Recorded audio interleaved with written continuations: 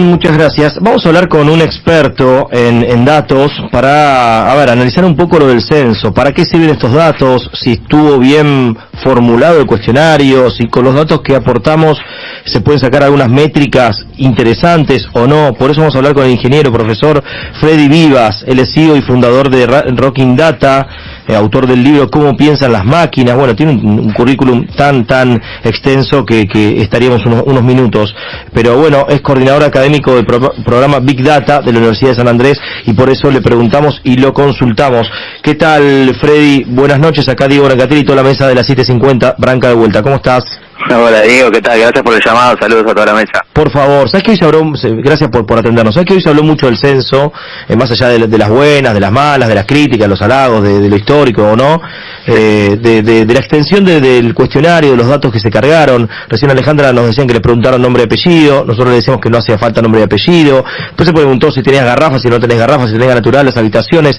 ¿Cuál es el primer análisis que haces de la cantidad de preguntas que se establecieron y si considerás que fue suficiente como para hacer un análisis socioeconómico de nuestro país, más allá de la cantidad de habitantes que somos? Sí, la verdad que yo también hablé con un montón de gente hoy, de hecho vinieron a casa a sentarme también, ¿no? Y charlando con las chicas que vinieron. Creo que bueno, el formato ya de por sí despierta un montón de dudas o comentarios, ¿no? Ya al tener esa posibilidad de hacerlo digital, lo cual me parece que está bueno, adecuándose a los tiempos que corren, ¿no? Y todo lo que hoy se puede hacer en el mundo digital. Respecto a las preguntas y a la cantidad y la exactitud, me parece que muchas preguntas son para afirmar datos que ya tienen, ¿no? Datos que ya se tienen, y entonces de todas maneras lo que se busca hacer, me parece, con estas preguntas es completar esa información disponible.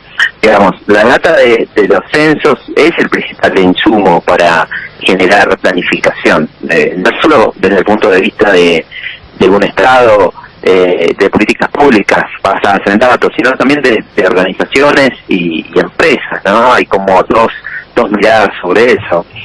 La generación de datos que puedan ser datos abiertos a futuros también, ¿no? Los datos abiertos son datos que los gobiernos están obligados por iniciativas. Pero no hubo datos abiertos, no sé, vos decís, como cuando haces encuestas de preguntas abiertas o cerradas. Cerradas es cuando tenés una cruz solamente para marcar, y abiertas cuando podés extenderte en la explicación, ¿o no es eso?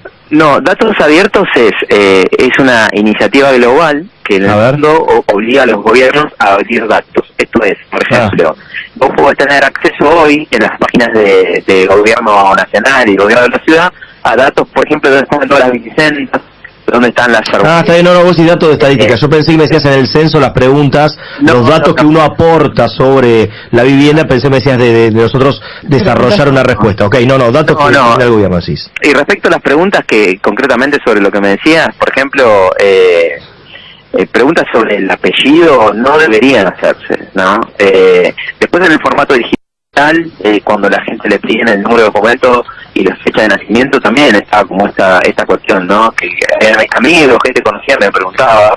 En teoría toda esta data debería ser anonimizada, no deberían usar los datos de DNI o apellidos para hacer ningún cruzamiento de esa información. Creo que ahí hay una cuestión para mejorar. Yo sí estoy contento de que se hagan iniciativas de censo digital.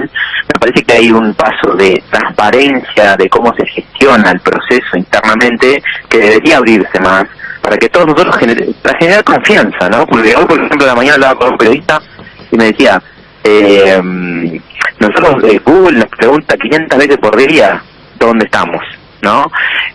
¿Por qué estamos acostumbrados a que Google nos pregunte información georreferenciada o otras redes sociales que conozcan más que nosotros, de nosotros mismos, y no estamos acostumbrados a esto o nos incomoda esto? Bueno, creo que de fondo hay un tema de confianza y de transparencia de gestión, ¿no? O sea, vos siendo el experto que sos y utilizando Big Data, que es la información digital y que llega a través de diferentes informes, ¿hubieses hecho el mismo censo o hubieses agregado algo, hubieses sacado algo?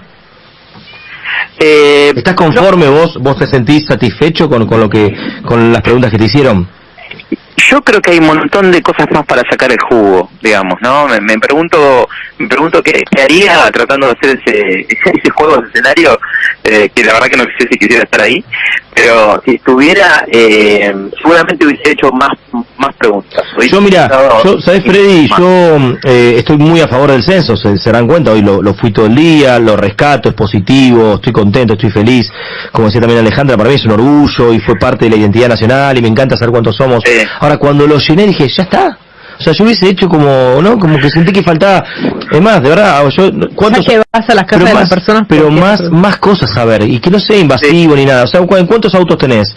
Porque también está bueno tenés 2 autos, tenés un auto modelo 80 y pico, tenés un auto 0 kilómetros. ¿Viajás en qué viajás? ¿Viajás en colectivo? O sea, ¿entendés? Como entender un poco cómo vive la gente también, como que faltaron muchas cosas a ver. Me da la impresión, Sí, estoy 100% de acuerdo con vos, pero te digo algo más. Esta data que se intenta relevar es data que sirve para planificar, ¿no? Y se trata siempre de manera, o debería tratarse siempre de forma agrupada, anonimizada, encriptada, de manera que nadie puede individualizar quién estás hablando. Ahora, todo el mundo, la mayoría de la gente no entiende esto que estamos diciendo, por eso está buenísimo charlarlo acá. Y entonces se genera un cierto miedo, ¿no? Yo hablé con gente hoy, amigos, viste, de jugar al fútbol y gente de a pie, digamos, no, gente que esté metida en el mundo de la ciencia de datos, que me dice, pero ¿por qué quieren saber esto? ¿Qué va a pasar? Y después se lo cruzan con datos y me persiguen por esto, lo otro, o sí, ¿no? Están esos miedos. Entonces, me pasó de hablar con gente o ver en Twitter, gente que diga, ¿por qué me preguntan esto? Y después tuitean. Sí, por eso tiene que ser sin apellido, sin documento, y no puede pasar nada. ¿Qué va a pasar? Claro, bueno, pero yo entiendo también de que hay una cuestión, no sé si lo habrán diseñado por esta razón. Probablemente en este momento, en el mundo de la grieta en la que vivimos, habrán buscado también una fórmula ni muy ni tan, ¿no? ¿Sabes Marcos Peña, el censo que te hubiese hecho Marcos Peña, ¿no? Te preguntaba hasta qué tarjeta tenías, ingresá los 16 dígitos y los 3 códigos de seguridad. Nosotros. O 4. O los 4. Hay tarjetas que tienen 4. Tienen 4. Dame tu número, tu CBU y dame tu alias, te pedía. Un par de preguntitas te hago, aprovechando también la expertise tuya, que me parece que por ahí está bueno entender. A diferencia del censo que se hizo el anterior, en el 2010, en términos de datos, de cantidad de datos y en ese desafío de los datos abiertos, ¿qué está planteando para ustedes este censo? Digamos, hay una puja no una puja en el mal sentido, sino en el bueno, ¿están esperando que el gobierno de alguna forma abra los datos? Digamos, ¿hay alguna disputa en ese sentido? No sé, la verdad que no sabría decirte porque no estoy en esa cocina, pero sí hay una tendencia cada vez mayor a abrir datos. Abrir datos no necesariamente es que la gente pueda entrar y descargar. No, expliquemos qué significa, ¿no? Que abrir datos. Por supuesto, abrir datos es compartir insights, ¿no? O como hallazgos, o podríamos decirlo como análisis y cosas encontradas interesantes para contar, ¿no?